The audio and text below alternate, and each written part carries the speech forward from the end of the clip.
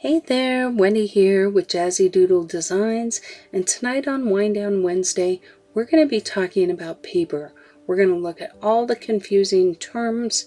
We're going to go on Amazon and look at the different papers that are available. I'm going to give you my recommendations that I like to use if I want a copy out of my book. I'm also going to explain the terms so that you can know and order with confidence. So grab your drink and let's go. So to make this work, we all got to start with the same foundation. A ream is usually 500 pieces of paper, but I will show you where other people consider a ream 250 pieces of paper. Cover is just a generic name for a variety of heavier paper that includes Bristol, index, tag, and card. It is usually more rigid and must be scored before it can be folded. Index paper is a lighter version of this paper and is most often used for index cards, postcards, and the like.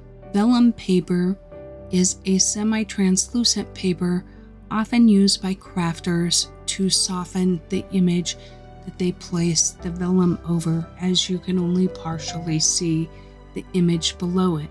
Vellum finish, however, is used to describe the toothy surface on a paper such as drawing paper or Bristol paper. One of the most important features in paper is how thick it is. And so oftentimes, especially in the United States, we hear things like 110-pound cardstock or 80-pound cardstock. But what does that really mean? It means that one ream of paper weighs 110 pounds based on its basis size. Are you confused yet? Of course you are, because this is really confusing. So I'm going to give you another way to measure it. GSM is the weight per square meter. Now, this is a universally used measurement throughout the world because it really is more accurate. So what I'm going to do now is I'm going to go to the Strathmore website and let's take a look at a diagram that I think will help us understand this. So here's a prime example of what I was talking about. This I found on the Strathmore website, and I just thought it was really good because here they're showing two 80-pound papers, the 400 series drawing versus the 500 series watercolor paper. They're both 80 pounds for 500 sheets. However, if you weigh them in grams per meter squared, or GSM, 1 square meter of 400 series drawing paper weighs less than 1 square meter of 500 series watercolor paper, because this is actually thicker paper. Because if you look at the previous scales, this paper is 24 by 36. That's a much larger piece of paper. So 500 bigger, lighter pieces of paper weigh the same as 500 sheets of smaller, thicker paper. So I thought that that would be a good way to explain it to you, because when you look at it on paper, it doesn't necessarily make sense. So you're probably thinking, who cares? Just tell me what paper to buy. And I will. But I think this is important, so stick with me just for a minute. This is a common scenario that I see in Facebook groups. Hey, what paper do you guys recommend? Oh, Neenah's the best. You can get it on Amazon. So you go over to Amazon, you type Neenah cardstock in the search bar, and literally dozens of paper come up. And it's overwhelming, and you don't understand, well, which one and what's the difference. So let's run over to Amazon together and see if we can figure this out. Okay, so here we are on Amazon. I've typed in Neenah White 8.5 by 11, and look at all the choices. We have index cardstock, we have exact index, We have 110 pounds, we have 65 pounds, we have 90 pounds. Which do we want? Now, one thing I will tell you, I personally like Bristol vellum. It's a little bit of a toothier paper. So, you know how when you run your hand over, say like copy paper, it's going to be really smooth, and that doesn't allow for you to add very many layers. So I like a little bit of a toothier paper. So let's narrow our option down and put Bristol vellum in. Doesn't mean other things won't pop up, but maybe it'll narrow it down a little bit. Okay, so now we have a lot of these vellums. So which one do we want? So we have a 90 pound 163 GSM. We have a 67 147, 67 147, and so on. To give you a frame of reference, the GSM of office paper, like printer paper, is between a 70 and 100. So this is kind of where what you prefer comes in. 147 is going to be a lightweight cardstock. So it'll have a, like if you hold it out, it's going to droop a little bit, but it isn't going to bend as much as copy paper. You know how if you hold copy paper, it's just going to completely droop down. There's no stiffness to it at all. But this 163, even though they consider it a lightweight, it's going to be stiffer than this one. But this one isn't a vellum Bristol. This is an index cardstock. So this one's going to be a little bit smoother. I personally feel like this would be a really good choice. I have not tried the Neenah vellum Bristol cardstock. So I prefer or have used this Spring Hill cardstock. It's only $7.30 and you get 250 sheets. So that puts it at 3 cents a sheet. And I really like it because it's a little bit stiffer, and I will show it to you when we bump out of Amazon, but it just serves all of my needs. It's a 175 GSM, so it's a little stiffer, and it is a nice white, and I buy it, if you're purchasing it on here, you want to purchase the 80 pound. If you go to the 90 pound, it's actually a little thinner of a cardstock, but this one, their 90 pound, is a smooth finish. So this is not a Bristol vellum. So their 90 pound Spring Hill White is a smooth cardstock. So if you're looking for, if you like a smoother cardstock, then I would suggest you go with this because the GSM is appropriate and it's smoother. But I like this 87 or this 80 pound. Anything more, usually when you bump into these 110 pounds, see it's $1.99. I am approaching the limits of what my printer will print for me. Now personally, I don't consider this, it says it's a heavy cardstock, and it is, but my 110 is $2.97.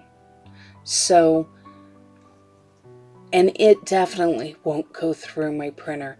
So somewhere in the 200s, my printer has a problem. And I will put a direct link to this paper in the description so you don't have to find it, which will be nice.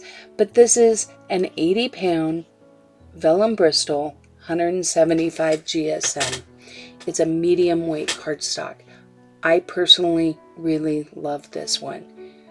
But if you want a Neenah, the difference here's a 67 147. This is going to be a thinner paper, which you may like. And you do get more sheets, so you get 325 sheets, but it is 5 cents a sheet versus 3 cents a sheet. So it's all in what you like and what you're looking for. Okay, so I'm going to show you the 4 papers that I have. Actually, I have dozens, but I just want to show you a couple of things. Can you see the difference between these two and these two in terms of color?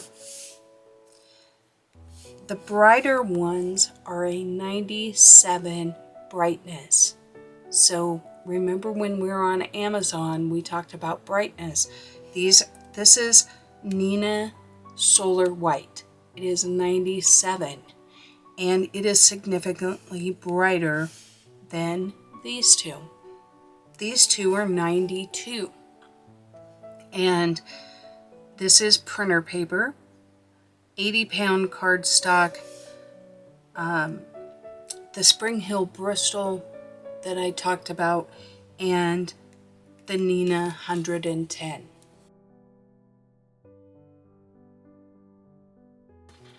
Okay, so first up, this is what happens when I hold copy paper. I can put a bend in it and make it go flat, but the second I take that bend out, it just droops. Next up is our Spring Hill Bristol, and you can see you get a bend, but not the big droop that copy paper does. And this one's 175. The Neenah Classic, this is 216. It is very similar to the other one. And this is Neenah cover stock. So you can see, you can see that there's hardly any bend to this at all. My camera to focus. So this is the 110. So moving forward, I am going to eliminate the 110 in the printer paper because we're not going to be coloring on that. And I just wanted to do some comparisons. So I actually did some Copic here, some Copic here, and you can see that if you're using markers, you get a much smoother blend when you're using the Neenah paper because it's a smooth paper. You can feel the smoothness. If you look at Sharpie, you can see the difference. You just get a cleaner look on your Neenah, on this particular Neenah Classic Crest cover stock. Colored pencil. Now this I took to a burnish level, but let's just grab any old pencil, and one of these is Prisma and one of them was Polychromos.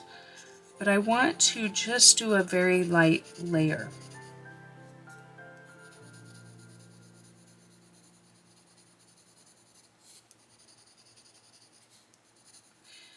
To show you the difference. You can visually see the difference. This is a little toothier. Now, as I go along, 2 layers, no problem. 3 layers, no problem. 4 layers, no problem.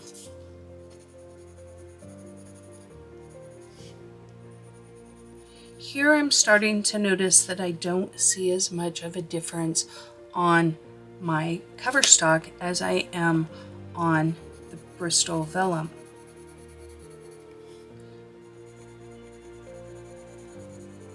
There is a difference, but it's subtle.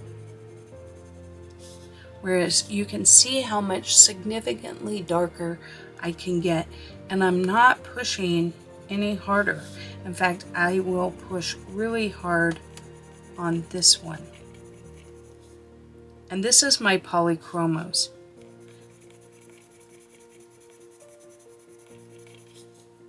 You can see when I push hard, I still get a deeper, richer color on the Spring Hill Bristol because it has tooth, so it's actually grabbing that pigment. Now, does that mean I couldn't draw or color a beautiful picture on Neenah?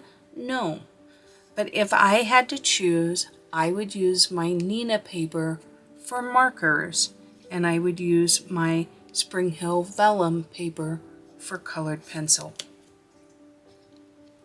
So I want to talk about one more type of paper that we haven't mentioned, and that is toned paper. So I have some Master's Touch tan recycled sketch paper. So this is just a tan paper.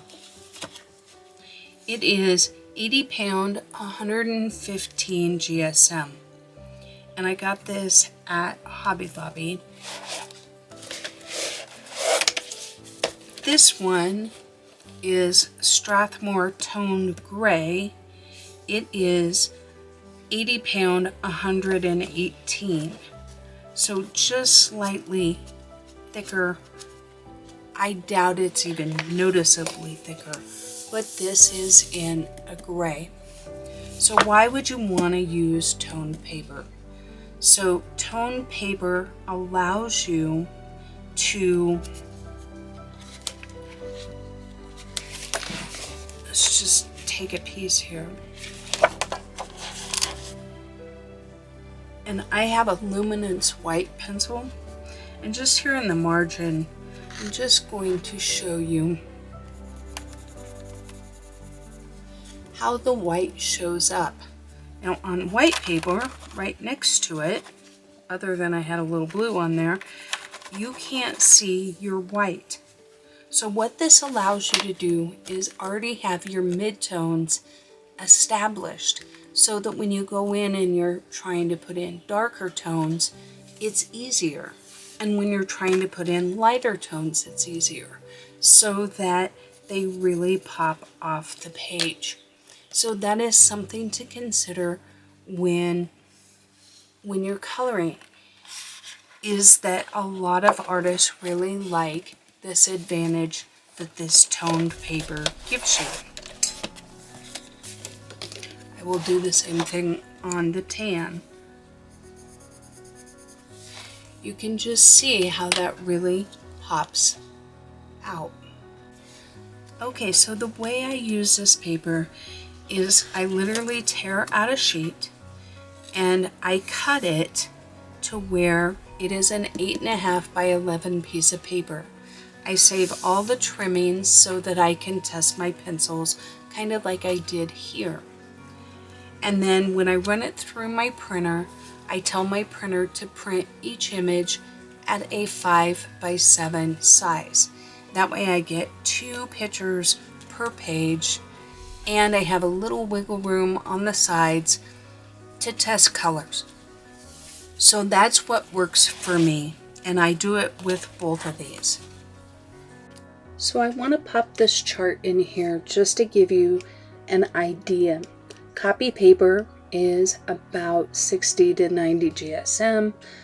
You've got your brochures in at about 120, and then here's where I recommend that you pick your paper somewhere in the 150 to 180 range, because then you're clear with almost every printer, and it's still a good cardstock, and it's still pretty cheap.